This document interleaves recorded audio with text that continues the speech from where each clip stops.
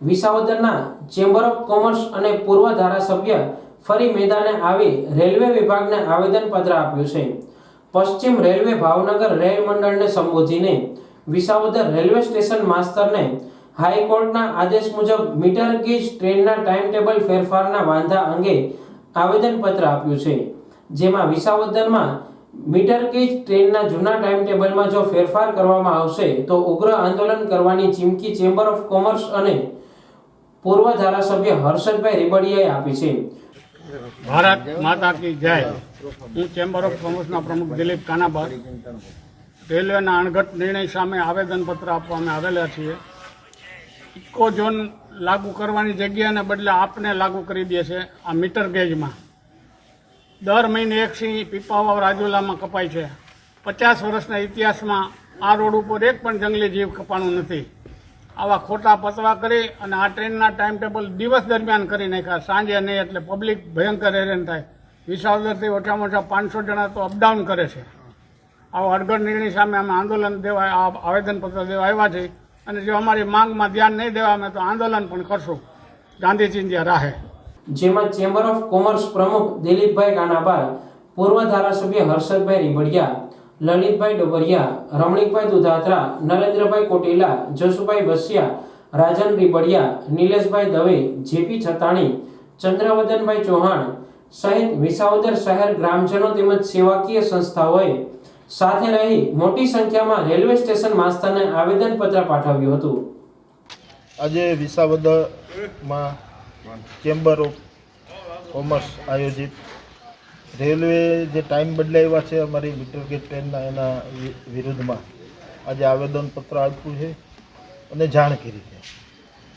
દિલીપભાઈએ કીધું એમ અગાઉ ફોરેસ્ટ વિભાગે પણ કીધેલું છે, એ લેખિત આપેલું છે કે જ્યારથી આ ટ્રેન ચાલુ થઈ છે ને ત્યારથી આ મીટર ગેજ લાઈન ઉપર એક પણ વન્ય પ્રાણીનું મૃત્યુ નથી થયું। તો અહીંયા કેમ રાતના બદલે દિવસે કરવામાં આવે છે ટ્રેન? હાઈકોર્ટ રેલવે એવું કહે છે કે હાઈકોર્ટે આદેશ કર્યો છે। હાઈકોર્ટનો આદેશ હોય તમને બતાવો, કોઈ કયા વિસ્તારનો હાઈકોર્ટનો આદેશ છે? રેલવે ટ્રેન અમારી અહીં 25 થી 30ની સ્પીડે સાહેબ હાલે છે, હાવ ધીમી ટ્રેન હાલે છે। વાહ તમે જોવો છો કે પીપાવાવથી ઉદ્યોગપતિઓ માટે ફાળવેલી ટ્રેનો એ 100ની સ્પીડે હાલે। સિંહોના મૃત્યુ તો એ લાઈન ઉપર ત્યાં અમારા વન્ય પ્રાણી સસલું પણ નથી ભર્યું સાહેબ, તો શું કામે આ કાયદો અમારી ઉપર ઠોકી બેસાડવામાં આવે છે? શું કામે અમારા ટ્રેનના વ્યવહારને ટાઈમની ફેરફાર કરવામાં આવે છે? આ ગરીબની ટ્રેન છે, ગરીબ લોકો સાહેબ આમાં મુસાફરી કરે છે। અહીંયા કોઈ મોટા ઉદ્યોગપતિ નથી આવતા। અહીંયાથી તાલાળા, સાસણ, આમ અમરેલી બધે જવા માટે તાલાળા જાય ને અહીંથી, તો અહીંથી બસમાં જાય માણસ રાતના પહોંચવું હોય તો અહીંથી મોણિયા જાય, મોણિયાથી બસ બદલે પાછો મેંદરડા જાય, મેંદરડાથી બસ બદલે ને તાલાળાની પકડે।